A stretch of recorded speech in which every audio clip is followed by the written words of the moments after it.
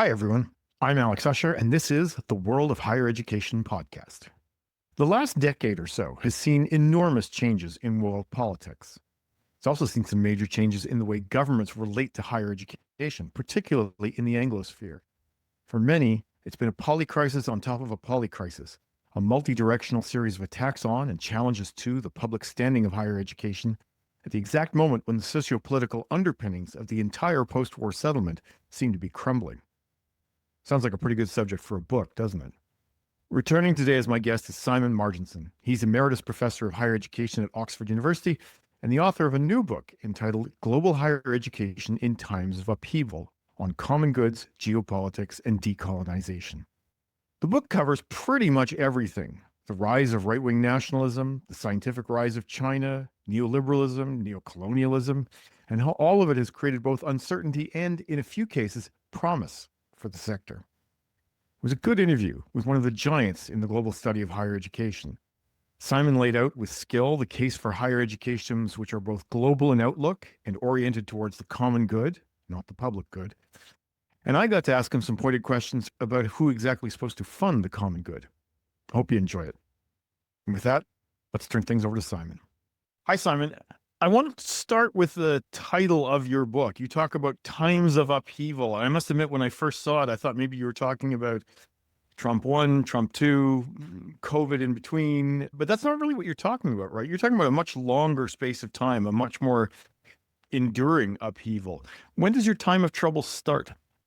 Now, I think it does start with the mid-2010s, and I think there is a sea change at that point.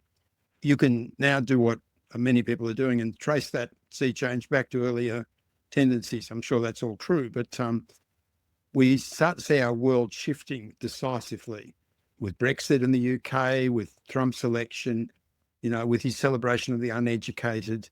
And it takes 5 or 6 years for that to really manifest in a series of crises and problems, like the China initiative stuff in the US. And then, of course, the assault on the universities in 2025, but also the issues around higher education, like in Europe, the Central European University being forced out of Hungary and so on. So it takes a while for it all to sort of settle into the new pattern, if you like. But my feeling is that, before the 2010s, we had the neoliberal period, and that's the whole of our working lifetimes, basically. I don't think the university as an institution has been fundamentally destabilized by neoliberalism. I think issues and questions have arisen that are difficult for it to resolve in the neoliberal period, like how much of it is really about public good anymore, and should the user pay for everything? And as in some jurisdictions, the user does, or most of it anyway. And is employability the sole objective of higher education and so on? So those issues arose in the neoliberal period, but the university retained its autonomy. I mean, conditioned, regulated, and maybe more corporate than before. But, the American university in the US had been corporate in lots of ways for a lot longer.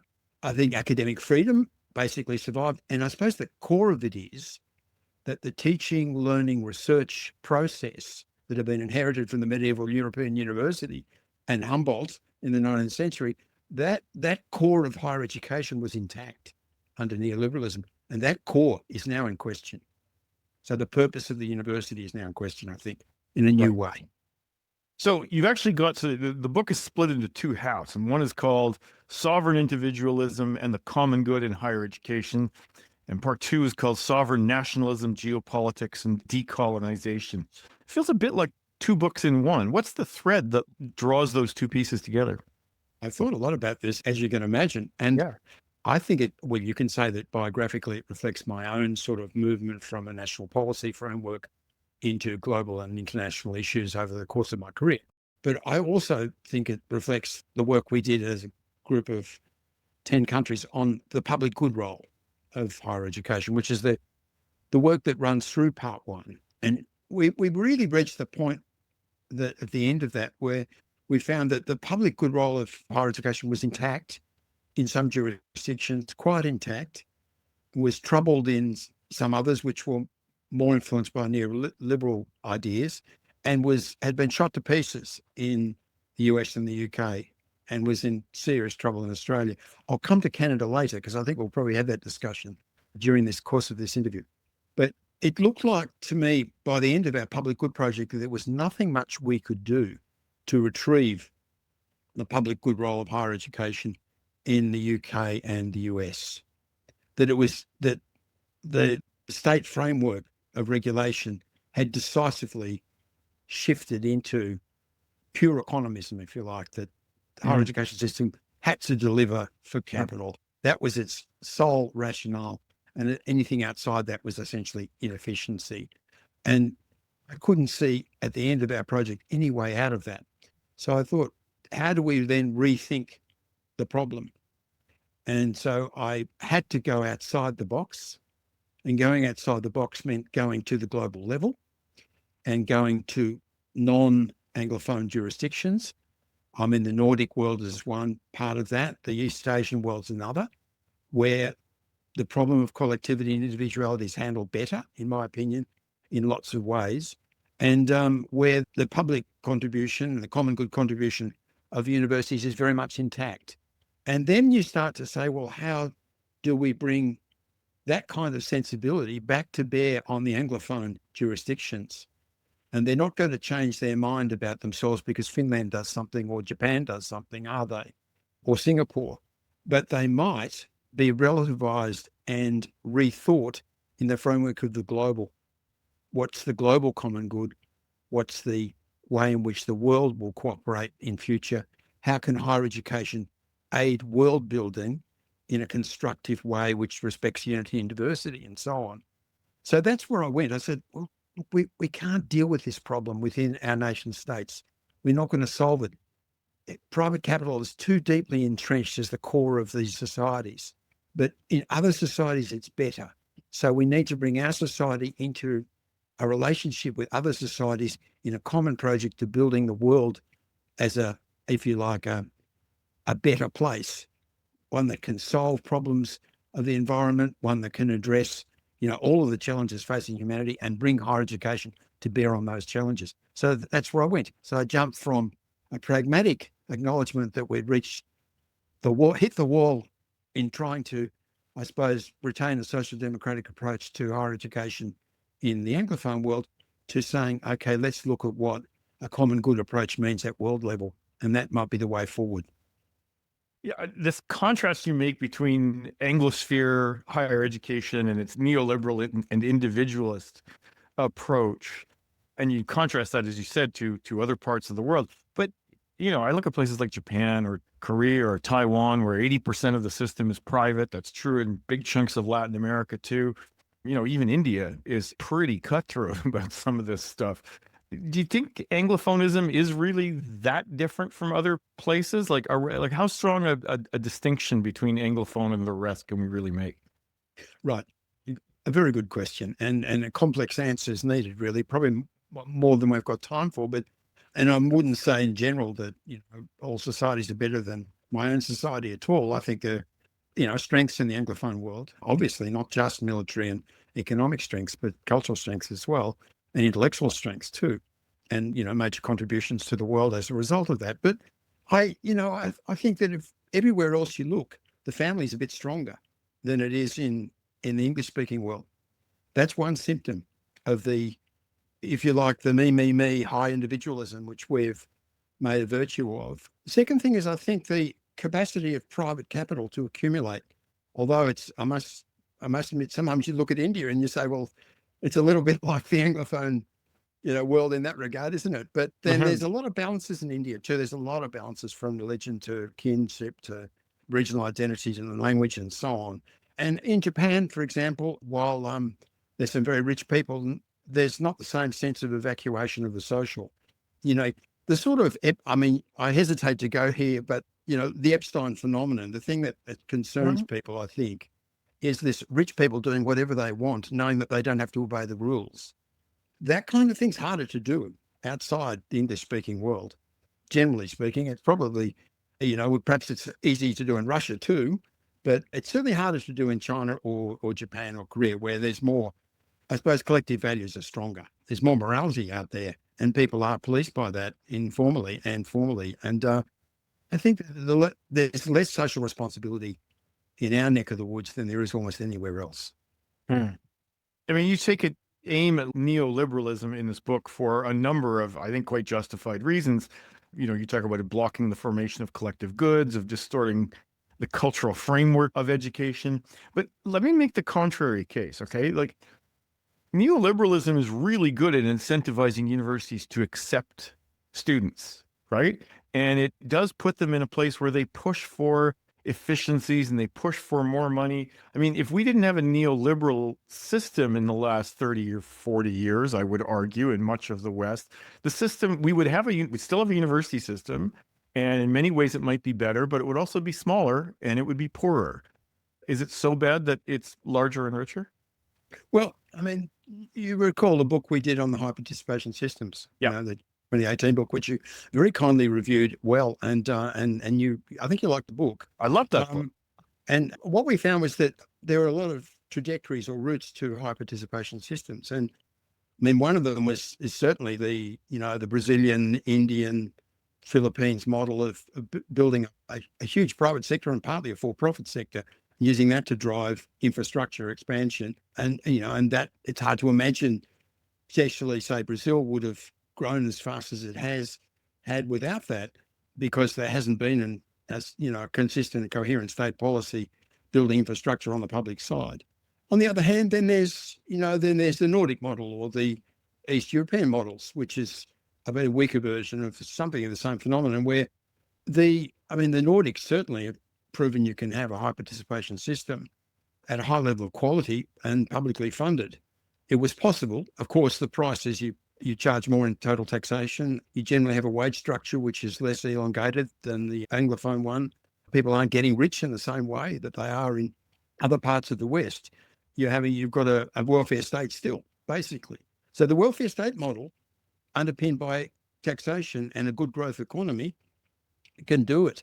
I take the point that in the Anglophone context, getting the student to pay a large part of the cost in Australia, UK, US has underpinned much of the growth. But then the US is an interesting case, isn't it? Because you look at the public sector, and for the in-state student, the public institutions are still relatively cheap compared to most of the Anglophone world. Mhm. So the US achieved very high level of participation, wealthy country, of course, very high level of participation, despite a shrinking tax base at the state level.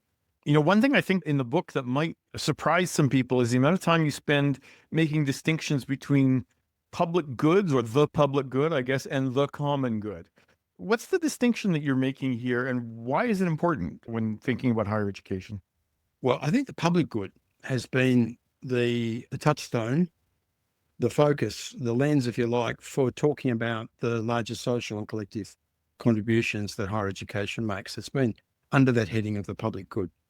And of course, the reason why we have this nomenclature in part is because the great example of the building of massive higher education in the United States, which was so far ahead of the world in this, in the 50s, 60s, 70s, the great expansion of higher education participation to 50% well in advance of the rest of the world was carried by the growth of public institutions, which were largely publicly funded and nested in civil society, and they're the kind of civic mission, and with a strong, I suppose, economic and social function associated. The lands grant model was the great driver of this in many ways, associated with the institutions, and that was very much characterised as the public good mission of higher education, that it provided for the private benefits for many, many people.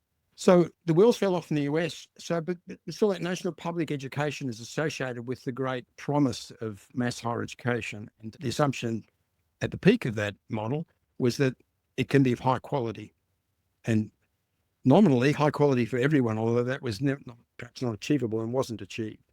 So that's the ideology that the word public calls up, is that. And there's no other narrative, no other model of the collective social contribution of universities other than that idea, I think.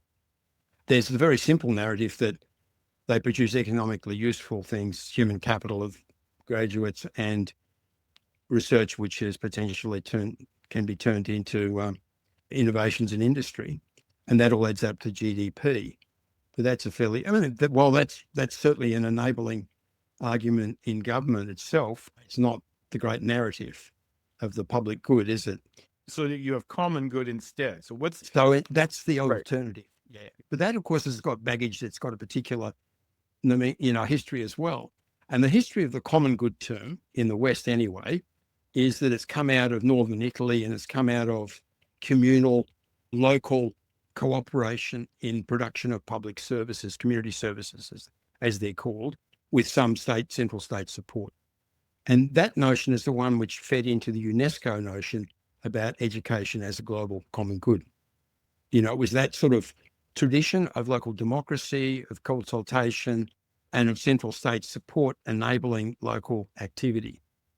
It's not quite clear yet how the common good idea translates at the national level and at the global level. But it's the start. We're working on that. I suppose those of us who are working with the common good idea are trying to put flesh on it now. That's what we're doing. I guess what struck me was that a public good, you've got governments who can pay for it. It's not clear to me who pays for a common good. Right? Yeah, is that the heart of the problem you're trying to solve? Yeah, that is exactly right. And I mean, public good is the sort of positive side of public good, if you like, is that it's linked to the role of government, and government is the one part of society which represents the whole of society and is capable of mobilising resources. And it's the fact that I suppose neoliberal governments have refused to do that in the way we need for 50 years convinces us that we need to go somewhere else rather than the principle being wrong. I mean, part of the problem is that we don't have the evident public support for the idea of public good role of higher education anymore, and it's partly because of the way in which it's been emptied out. Perhaps the common good approach allows us to rebuild public support because of the normative resonances of common and collectivity, if you like, in a positive sense, in a democratic sense. And maybe that will enable us to rebuild the social project of the community committing to higher education as in its benefit and its instrument for its own betterment and its own development. Common good might provide a way out of the way in which the public good nomenclature has been trapped. But we then have the problem of trying to mobilise that political support to get states to come in behind it. You spend a lot of time making another distinction, which is between internationalization and globalization of higher education. Why does this matter? I think globalisation, in the positive sense, and this is another word which could have been rather spoiled in the way it's been used, isn't it? But globalisation in the positive sense is about world building. It's about building international cooperation, but more than that, it's about going beyond the nation state and looking at the things which all nation states have in common or should be concerned about, such as environmental regulation, and looking to the possibility of some sort of political authority beyond the level of the nation state, which can help to coordinate our efforts in solving global challenges. And there are things that are already global. I mean, in the sense of being beyond, if you like, transcending the nation state. The science system, to some extent, is already that. That scientists working together across borders constitute knowledge in the natural sciences and the social sciences together, independently of the direct regulation by their national governments. Although, of course, we're now seeing that instrument is fairly fragile and it can be brought back in within the national envelope, if you like, and turned into a more purely national instrument. I'm wondering what the practical takeaways from this book, right? I mean, you make I think, a compelling argument that systems of higher education, they're not just a long way from producing optimal outcomes, but they might be systemically incapable of producing those outcomes, short of any kind of major political or economic revolution. So what's your advice to people who want to change the system? Like if an ambitious new president of a university were to come in and say, look, this is all terrible, what can I do about it? What's your advice? Well, I'd say the first thing is that we need to work on ways to remain globally connected and internationally active. And in a period when international activity is being looked on with less trust and more suspicion by national governments, some of them anyway, perhaps many of them. And we need to find ways to be, if you like, to use our autonomy to maintain those links. And just keeping international things going at the moment has got a lot of consequences for the world as a whole, not just for higher education and retaining its epistemic liveliness and effectiveness, but also in ensuring that countries are talking to each other and cooperating. And this is one of the areas where they do higher education and science. And if they cease to do so in higher or do it less in higher education and science, then the world starts to become a set of walls, doesn't it? Business and higher education are probably the most internationalized activities we have. So it's important to do that. And I think that the good presidents do that. They focus on that problem. They all like being international, and they know it's important and useful for them in all kinds of ways as institutions, whether it's prestige building or it's knowledge building or it's revenue building or whatever. They see the benefits. So how to retain that international linkages alongside nation states that are getting more tough about wanting to control that is an open challenge, I think, at the moment. And we're clearly going to handle it better in some countries than others. The second thing I'd say is that I think we've got a real problem fundamentally about defending and advancing the core of our activity, which is, as I said earlier in the interview, is teaching and research immersed in knowledge. That pedagogical and curriculum-based approach, and with all the baggage that goes with it, with the medieval gowns and caps at graduation day, the organisation into academic disciplines, the teaching and research nexus, I think that's now in question in a way that it wasn't before. And I was always very impressed by Clark Kerr's argument, that this institution is a multiversity. That's how to understand it. It doesn't really have a centre, he said. It doesn't really have a core rationale. But I think that core of teaching, research, knowledge is if not a rationale, it's its core practical activity. If that practical activity doesn't work because it doesn't produce employable graduates, then we've got a problem. So I think it's nothing out that one will determine whether the university as an institution continues and with all its social contributions that it makes.